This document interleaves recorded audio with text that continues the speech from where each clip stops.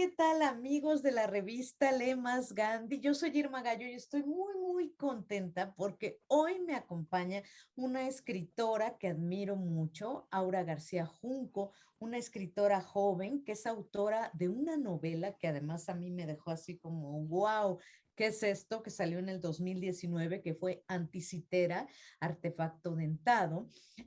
Bueno, ella ha sido becaria del FONCA y de la Fundación para las Letras Mexicanas, escribe en algunos medios, tiene su canal de YouTube, sus recomendaciones de cómo escribir, que yo les recomiendo muchísimo que vayan al canal de YouTube de Aura García Junco. Y ahora vamos a hablar del día que aprendí que no sé amar, que es su libro más reciente. Miren qué portadaza por Six Barral. Bienvenida, Aura, ¿cómo estás? Hola Irma, muchas gracias por todo lo que dijiste. Bien, muy contenta de estar aquí. Pues yo también estoy muy contenta de tenerte por todo lo que dije que es cierto, por supuesto, pero además porque creo que es muy importante un libro como este, un ensayo sobre el amor romántico, sobre lo que entendemos acerca del amor romántico, mucho las mujeres, pero yo creo que todos y todas y todes, y sobre cómo nos ha ido, digamos, construyendo como individuos el amor romántico y las, digamos, problemas o las, no me gustaría decir problemas, pero las confusiones, vayamos a decirlo así, que nos ha creado. Entonces, me gustaría ahora que nos hablaras primero de cómo se te ocurrió, por qué pensaste que era importante y deja el gatito que se asome Es que esta está a punto de hacer un acto terrorista con la cámara. Me preocupa. Ok. Bueno, ¿por qué pensaste, porque a mí me parece muy importante, pero ¿por qué pensaste tú que era ahora pertinente hablar sobre el amor romántico? Pues no lo pensé de manera tan racional. Más bien, la vida me puso en lugares en los que yo me sentía muy intrigada por entender, pues, qué estaba pasando a mi alrededor y por qué me sentía como me sentía. El libro, de hecho, inicia con una anécdota en la que una persona me cuestiona si yo sé enamorar, si no sabría yo enamorarme, si nunca había amado. Y entre eso y una ruptura amorosa que no hay nada mejor para ponerte a pensar acerca de todas las cosas del universo, me puse más bien a reflexionar para mí, a hablar con muchos amigos y amigas. eh, y luego, después de eso, que no era más que una intención de entender mi contexto, me puse a escribir un poco y dije, a lo mejor esto podría ser un libro. Pero no fue como no me pareció que fuera como el libro que tenía que sacar en este momento porque es de lo que se está hablando, sino más bien fue una investigación muy personal con un interés genuino de entender cómo me estaba relacionando y por qué había resistencia hacia algunas de esas cosas. Y después dije, a lo mejor esto puede ser interesante para otras personas, ¿no? Entonces, pues de ahí surgió el resto y creo que por eso también tiene un tono tan personal en algunas partes, porque pues era un proyecto muy personal. Sí, fíjate que creo que este tono tan personal lo hace mucho más sencillo de leer. Bueno, no toda la gente, sabemos, está acostumbrada a leer ensayo. A mí me encanta leer ensayo y a muchos nos encanta, muchos nos encanta leer ensayo, pero siento que el tono, no me gustaría decir confesional ni testimonial, pero sí hay mucho testimonio en el libro. Incluso el título está en referencia a la primera persona. Eh, ¿Cómo es que decides tú usar estas experiencias? Porque hay muchas experiencias sí narradas en primera persona, y hacerlas públicas, digamos, de una manera en que, como bien dices, están sirviendo a la gente. De todos modos, creo que es un acto de valentía ahora, y por eso te lo digo. Pues no es algo que haya pensado tanto hasta ahora. Mientras estaba escribiendo me parecía que lo más natural, por el motivo por el que surgió el libro, era pensarlo desde mis propias experiencias y partir de ahí para hacer investigaciones, ¿no? Entonces, como que no lo pensé como algo que me pusiera allá afuera, que me expusiera. Después, cuando ya estaba más cerca de la publicación, fue cuando empecé a pensar que a lo mejor era un poco arriesgado, ¿no? O sea, mientras lo escribía, las personas con las que compartía un taller con las que estoy muy agradecida, uno de ellos me decía, es que estás exponiéndote muchísimo, qué valiente. Y yo, pero ¿por qué? Como que no entendía que tenía eso de relevante o de fuerte, ¿no? Hasta ahora, que sí es como poner un poco de mi intimidad en el mundo, es cuando me doy cuenta de lo complejo que es eso, ¿no? Pero por otro lado, me parecía que para que este fuera un libro genuino, tenía que estar también presente mi propia experiencia y corporalidad, y no solamente como una exposición fría. Eh, Porque además siento que eso ayuda mucho a conectar con el texto, ¿no? No solamente lo hace más comprensible, sino que lo hace más cercano. Eh, y pues en la medida en que para mí este texto tenía que ser cercano, porque así lo pensé, pues me pareció que no podía eximirme de estar presente, ¿no? A pesar de que pues sí, para mí es difícil porque pues yo soy una persona muy privada, no soy, por ejemplo, en mis redes sociales casi no comparto mis pensamientos, reflexiones, mi vida y demás, pero creo que no lo hago porque no siento que para mí tenga sentido. Y aquí sí me parecía que tenía un sentido, y que abonaba algo más amplio. Totalmente. Y mira, me gustaría que habláramos también ahora de por qué eliges este cuestionamiento, digamos, a Ovidio, el arte de amar, Ars Amatoria de Ovidio, y además cómo lo cuestionas, lo doblemente cuestionas a la hora de que pones los como principios de los capítulos, algunos fragmentos del arte de amar, pero tachados, la manera en que los tachas y lo que dejas del texto como una manera de reconstruir el arte de amar y de repensar y de resignificar el arte de amar, ¿no? De este texto que ahora nos parece, híjole, si lo leemos completo sin esos tachoncitos que tú haces, decimos, híjole, qué fuerte, ¿no? La misoginia y la manera en que se entendía el amor en esa época y en que se entendían los cuerpos es tremendo. ¿Cómo llegas a esta construcción, pues, a esta idea de tachar a Ovidio, de ponerlo, pero de tacharlo y de esta manera ponerlo más en evidencia? Pues fíjate que curiosamente eso fue una de las primeras cosas que pensé en hacer. Lo que quería originalmente era agarrar todo el arte de Omar y tachonearlo todo. Y luego me pareció que era, además de ilegible, pues un libro larguísimo, ¿no? Entonces, bueno, son 3 libros que constituyen uno solo. Y dije, no, creo que este es un mal proyecto, vamos a pensarlo de otra forma. Pero después, conforme iba escribiendo, como sí estaba en el génesis del proyecto, me pareció importante no tanto juzgar anacrónicamente a Ovidio, sino más bien juzgar a quienes todavía lo consideran o consideran las formas que él describe como aceptables, ¿no? Para mí, pues la única forma de leer a los clásicos es de una perspectiva crítica. Yo estudié letras clásicas, entonces como que mi educación estuvo muy centrada en leer clásicos, muchas veces sin esta mirada crítica, otras tantas sí, ¿no? Pero para mí es súper importante entenderlos tanto en su contexto y su tiempo, como entender que los leemos desde este contexto y este tiempo y no pensar que porque en un momento fueron pues tan importantes en un sentido ideológico, tienen que ser ideológicamente importantes ahora, ¿no? De hecho, la carta de amor a Ovidio con la que cierro el libro es un poco eso, ¿no? O sea, no tengo nada en contra de Ovidio, lo amo, me encanta leerlos, sus tristes me llegan al alma, pero no estoy de acuerdo en que la gente siga usándolo como un manual para amar, por lo que acabas de decir, ¿no? Hay incitaciones muy claras a la violación. Hay un pasaje horrible que no puse ahí en el libro, del rapto de las Sabinas, que es una violación masiva en pos de la expansión de Roma, que él pone como un ejemplo de algo benigno, ¿no? Entonces, ya no se puede leer a Ovidio sin tener esa mirada crítica, simplemente no se puede. Y me sorprendí con que hubiera tantas personas que todavía lo leen sin esa crítica. Eh, entonces me pareció que era pues un manual interesante como para iniciar este texto que definitivamente no es un manual.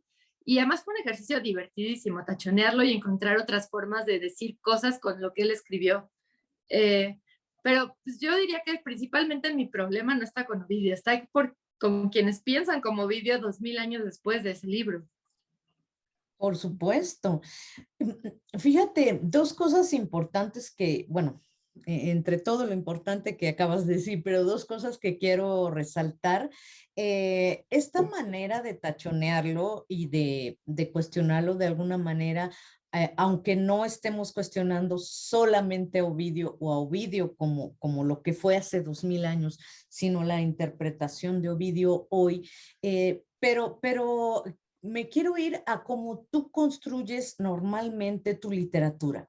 Y tu literatura nunca es una literatura lineal. Aquí estamos hablando de ensayos, pero ya mencioné Anticitera, que fue tu novela del 2019, que tampoco se puede leer de una manera lineal y con una estructura pues aristotélica del héroe que va y viene y triunfa y va. ¿No? Y creo que para este ensayo, para el día que aprendí que no sé mar, queda súper bien esta manera también tuya de escribir y de cuestionarte, no solo lo que es evidente que vemos en quienes nos acercamos, nos aproximamos a este libro, que es pues cómo se viven todavía las relaciones en este siglo XXI, ya medio avanzado el siglo XXI, todavía estamos viendo mucha inequidad, mucha violencia, violencia contra las mujeres, sí, pero también violencia contra quienes asumen otras sexualidades, o expresiones de la sexualidad no heteronormativas, no patriarcales, no centrales, pues. Estamos viendo todo eso ahorita en este siglo y estamos viendo también cómo nos estamos cuestionando cómo amar, cómo relacionarnos y qué quiere decir esto de amar y qué quiere decir esto de relacionarnos.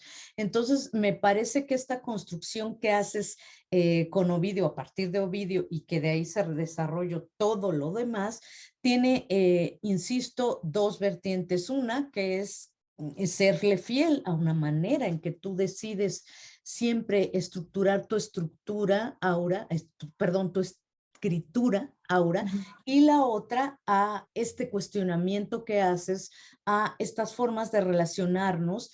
Y me gustaría empezar, por ejemplo, por cosas como Tinder, por cosas como Bumble, que son cuestionamientos que haces también aquí a partir de tu propia experiencia. Entonces, ¿por qué no nos cuentas un poquito más cómo fue tu experiencia en estas redes para quienes no han leído el libro y cómo se refleja en el libro?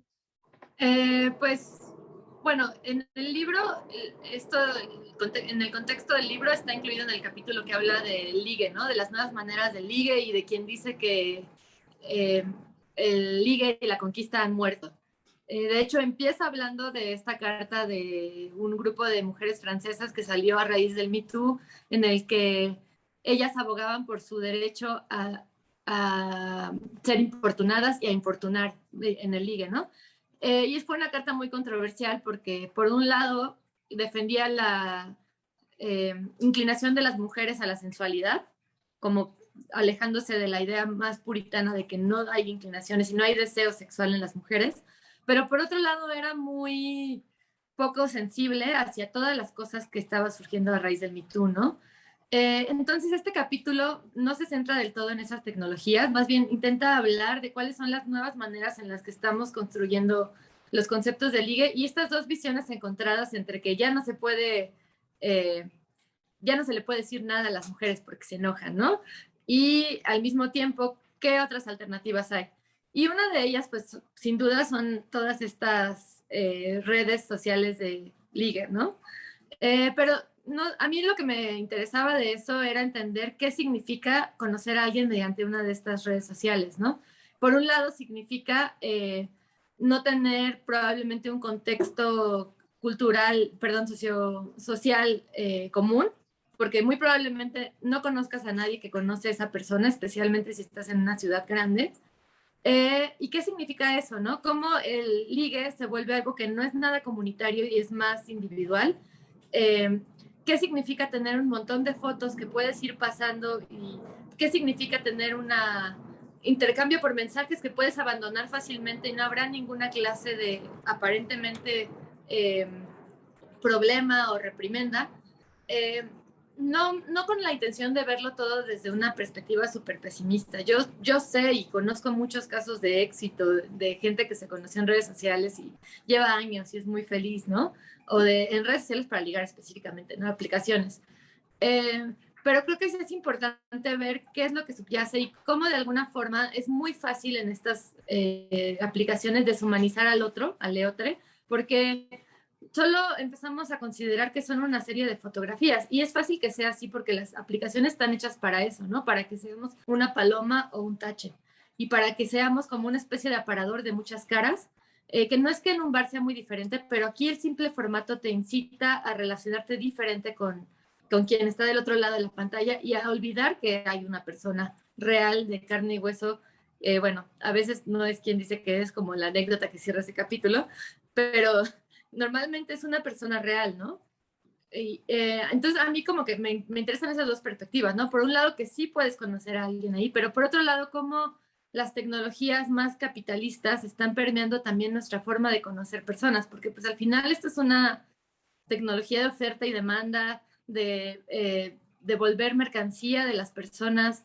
Y creo que no se trata como solo de darse golpes de pecho, ¿no? Porque pues ya vivimos en esta sociedad capitalista, ¿no? No es como que vayamos a hacer la revolución del proletario mañana y Tinder vaya a morir. Entonces creo que más que darse golpes de pecho es ver estas cosas para no tratar, no seguir deshumanizando y seguirnos deshumanizando también. Sí, totalmente. Y sabes, ahorita que me viene a la mente también otra tecnología y, bueno, una aplicación, más bien, más que aplicación, es una red, no, no es una red, es un sitio web también muy capitalista y también que tiene que ver mucho con compraventa, entiendo, aunque no sea tan evidente como son estas dos, que es Pornhub. Y me viene a la mente el capítulo en el que analizas cómo las mujeres nos apropiamos de la pornografía y cómo está esta también discusión de si la pornografía tiene que ver, digamos, con una objetivización del cuerpo de la mujer y también con el asunto de si las mujeres vemos, al ver la pornografía que ha estado tan, digamos, guiada por el deseo masculino, por el deseo del hombre heterosexual, además, si esto nos provoca placer y las estadísticas que das, ¿no? De los orgasmos, también me parece un capítulo súper interesante y son cosas como que no se hablan todavía mucho, ¿no te parece, Aura? Totalmente, y sí son temas súper controversiales. La verdad es que yo intenté tener mucho cuidado al escribir este capítulo porque además es uno de los capítulos que empecé a escribir con más prejuicios, porque yo no soy una usuaria de pornografía y para mí la pornografía era el demonio, ¿no? Eh, y era como solo patriarcal, pura explotación, etcétera. Y conforme avancé en la investigación y me puse a leer a teóricos como Paul Preciado o a trabajadoras sexuales que hacen pornografía, eh, y además me puse a ver también las estadísticas de Pornhub y de otros sitios, pues me encontré con cosas que contradecían en muchos sentidos lo que yo pensaba antes, ¿no? Por un lado, me encontré con que existía pornografía que está creada con una visión diferente y que en general se denomina bajo la etiqueta de postporno, que es de la que habla más Paul Preciado. Y por otro lado, me encontré con esta relación tan compleja que tiene la pornografía con la idea o con la educación sexual, porque eh, las estadísticas de Pornhub son súper claras en el sentido de que muchos adolescentes hombres entran a ver pornografía buscando qué le gusta a las mujeres y se encuentran con lo que le gusta a los hombres creer que le gusta a las mujeres, ¿no? Pero de alguna forma entran con la inocencia de tener una educación sexual que no encuentran ahí, ¿no? Y por eso también pienso en el porno educativo como una alternativa que si seguimos viviendo dentro del tabú de que está mal y ya, pues simplemente lo que producimos es que solamente hay un tipo de pornografía que va a seguir predominando, ¿no? Y que no se hable de que existen otras formas de pornografía que también cuestionan los modelos originales y al final la pornografía ha existido desde siempre y seguirá existiendo desde siempre, ¿no? Bueno, para siempre. Entonces no veo la necesidad de seguir como casados y casadas con esta idea de que es el diablo, ¿no? O sea, más bien creo que como toda institución patriarcal puede ser reformulada y puede ser llevada hacia otro lado y que muchas personas ya lo están haciendo. Entonces, no sé, a mí, pues yo sé que es un tema controversial, igual que el del trabajo sexual, ¿no? Y que hay incluso una vertiente del feminismo que es abolicionista, yo no concuerdo para nada con eso. Creo que hay que escuchar muy bien a las trabajadoras sexuales porque ellas son las únicas que saben de su propia experiencia y que hay que dejar de juzgar tanto estas cosas y empezar a pensar cómo cambiarlas, ¿no? Sí, y ahora que mencionas el feminismo, también hay otro capítulo súper interesante del que me gustaría que nos hablaras para quienes no han leído el libro, de cómo el feminismo ha cuestionado también, por ejemplo, el matrimonio en los 60s y 70s. ¿Y cuál es tu opinión acerca de todo estas? Bueno, obviamente el feminismo, cuando decimos el feminismo, tenemos que tener muy en cuenta que son muchos feminismos, ¿no? No podemos decir el feminismo, sino muchos feminismos y muchas olas del feminismo. Pero cuéntanos un poco acerca de ese capítulo. Bueno, también fue curiosamente otro capítulo en el que yo empecé parada en un lado y terminé en otro, ¿no? O sea, entré diciendo voy a escribir sobre esta institución heteropatriarcal que es el diablo y que tiene que morir. Y conforme también iba haciendo una investigación me daba cuenta de que el matrimonio ha sido muchas cosas a lo largo de la historia de las culturas. Ahí incluyo algunos puntos nada más. Hay muchas historias del matrimonio que dejan en evidencia que el matrimonio puede ser lo que sea es en serio lo que sea. Quizás en Occidente ha predominado cierto modelo, pero en otras culturas ha sido muy diferente, ¿no? Entonces, a raíz de estos cuestionamientos que se empezaron a hacer en los años 60 por parte de las feministas, en las que se hablaba del matrimonio como esta entidad opresora, hay muchas lecturas que se pueden hacer, ¿no? Porque por un lado, sí, muchas veces el matrimonio es eso y a la fecha sigue siendo muy común la doble jornada laboral de las mujeres, ¿no? Ahora que es doble, porque ahora hay que trabajar afuera, pero también hay que trabajar adentro. Y hay que, si hay hijos, pues también hay que encargarse primordialmente de la crianza. Y en ese sentido, pues eso sigue súper vigente en muchos casos. Eh, y en otros no tanto. Eso es lo curioso, ¿no? Que también, como muchas otras cosas, el matrimonio se está transformando. Eh, porque además es importante decir que el matrimonio, como lo conocemos, no tiene mucho tiempo. La idea de la familia nuclear con papá, mamá, hijos, es en realidad bastante reciente.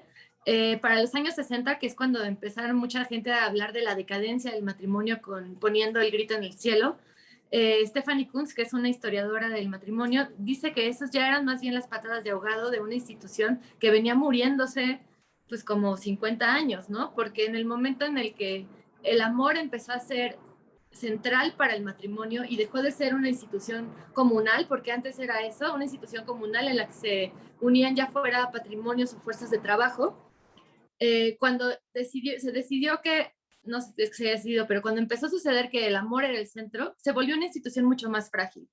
Entonces, para los años 60, pues ya se estaba empezando a resquebrajar, ya no era el amor, el matrimonio para siempre.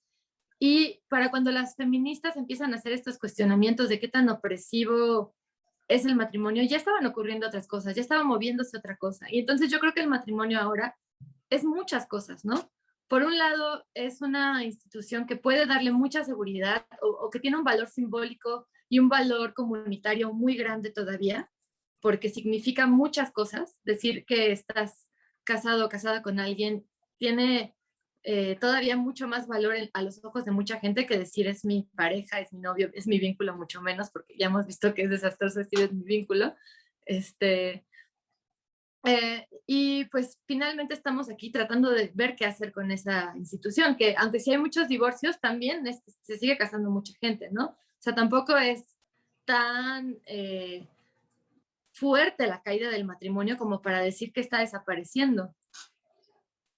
Sí, no, yo creo que desaparezca, si es que desaparece algún día, pues falta todavía mucho tiempo. Pero esto me lleva también a otro tema que tocas en el libro. Es que de verdad es un libro tan rico, con tantos matices, que toca tantos temas que me gustaría hablar por mucho más rato, pero no tenemos todo el día. Pero hay una cosa que sí me gustaría hablar y que tiene que ver, creo, mucho en el caso de las mujeres, por lo menos de las mujeres cis, con el matrimonio, que es esto que nos han dicho sobre nuestro aspecto, sobre cómo debemos vernos. Tú también hablas mucho de ello en el libro, hay un capítulo también dedicado a este mandato también que tiene que ver, una, pues con la sexualidad heterosexual, patriarcal, capitalista, y otra que creo que es, veamos otra vez al tema un poco de lo que hablábamos en el porno, de nuestros cuerpos, de cómo percibimos nuestros cuerpos. ¿Cómo fue para ti escribir todo esto sobre el aspecto que se supone que debemos de tener las mujeres y sobre lo incómoda también, porque son dos temas muy relacionados, que son las relaciones sexuales cuando todavía traes esta carga tan enorme que además, por mucho que digamos, ya nos las estamos quitando, yo ya me estoy dejando mis canitas, no me importa tanto mis arrugas, lo que sea, pero siempre está ahí, ¿no? Y creo que cuando tenemos, por ejemplo, relaciones sexuales o ni siquiera ir tan allá, cuando conocemos a alguien, hijo, nos pesa, nos sigue pesando mucho, ¿no, Aura? Sí, y yo creo que nos pesa mucho más ahora que tenemos esta cultura de la fotografía, de la red social, de la cosa visual. Eh, es como una exposición constante de nosotras mismas, ¿no? Y bueno, yo creo que es algo que afecta también y muchísimo a las mujeres trans. O sea, no lo menciono de manera explícita porque pues no hago un análisis de eso, pero las mujeres cis y las mujeres trans, pues estamos como muy reglamentadas en cómo debemos performar y cómo debemos lucir, ¿no? Está súper dentro de nosotras y por más que queramos dar pequeños pasos hacia otro lado, o sea, si me dejo los pelos de la axila, pues hasta eso es difícil, es una tontería, pero es difícil, ¿no? Y es difícil porque hay una reacción hacia afuera, desde afuera más bien. Y esta idea como de que si nosotras nos queremos mucho, ya nada de los demás importa, pues es un poco también individualista y neoliberal y además no toma en cuenta otros factores, ¿no? Claro que tenemos que querernos, claro que es lo más importante, claro que si no nos queremos es más fácil que nos hieran, pero no solamente es eso, ¿no? Es que hay un contexto que todo el tiempo te recuerda tu lugar dentro de cierta jerarquía. Y eso es lo que es verdaderamente terrible y eso es lo que para mí hay que cambiar, ¿no? No tanto como atacar a los individuos y las individuas y sus subjetividades, sino más bien pensar en un contexto más amplio. Y creo que en el sexo y en la manera en la que nos vemos es donde está muy, muy presente eso, ¿no? Porque entramos a la vida sexual con muchas inseguridades y luego seguimos a lo largo de ella también con estas inseguridades y las cargamos y esas inseguridades muchas veces son usadas en nuestra contra, incluso sin que la otra persona se dé cuenta o lo haga maquiavélicamente, ¿no? Eh, pues no sé, o sea, pienso en una amiga a la que alguien le dijo, es que eres muy, no tienes un cuerpo de modelo, pero eres muy sensual. Un hombre con el que estaba a punto de acostarse. Y eso era un halago, ¿no? Y de alguna forma, además de ser un halago, es un insulto, especialmente es un insulto. Es un insulto que la hace competir con otras mujeres y es un insulto que la hace ponerse por debajo de otras mujeres. O sea, está todo mal y sin embargo era un intento de halago. Y creo que como esta afirmación, hay un montón de afirmaciones que están en el aire, que no son tan directamente discernibles, pero que claro que nos condicionan y claro que nos ponen en un lugar y claro que están destinadas todo el tiempo a ponernos en cierto espacio y cierto lugar de una jerarquía, ¿no? Y eso me parece terrible. En ese capítulo que habla de sexo y de belleza, eh, hay una parte en la que menciono una estadística sacada de un libro que se llama Dataclysm, que habla de cómo cuando los entrevistadores son hombres, es más probable que una mujer que esté calificada como bella en el sitio del que él habla, que es match.com, obtenga un trabajo, pero infinitamente más probable, ¿no? Si el entrevistador es hombre, si es mujer es igual, ahí no hay diferencia. Pero eso nos habla mucho de cómo por más que tengamos ese discurso de hay que querernos y demás, sigue habiendo un contexto que es muy hostil y que es muy opresivo hacia las mujeres que no cumplen ciertos parámetros de belleza. Es cañón porque o sea, creo que lo mencionas también en el libro, en ese capítulo, incluso hasta el hecho de hacer el amor con la luz prendida o apagada, ¿no? Desde ahí empieza como esta cosa que venimos cargando tan fuerte con el cuerpo. Y fíjate que sí, las mujeres trans también deben de sentirlo como lo sentimos, pues las mujeres cis, heterosexuales o bisexuales o lesbianas, como sea, pues, ¿no? Creo que las lesbianas no tanto, incluso también en la manera en cómo las mujeres lesbianas tienen más orgasmos, dicen que hay más orgasmos entre las mujeres, entre el sexo, entre dos mujeres, que el sexo con un hombre, y la manera de cómo tenemos sexo, mujeres cis heterosexuales con los hombres, y cómo la gratificación también sexual del hombre pues había solido estar o suele estar en muchos casos, desafortunadamente, primero que nada, y cómo se nos ha enseñado que, bueno, pues ya él ya terminó, pues yo ya de alguna manera cumplí, aunque yo no haya sentido nada, aunque ni cosquillas me hizo, ¿no? Sí, totalmente. Y creo que también tiene mucho que ver con otro capítulo del libro que habla del consentimiento, ¿no?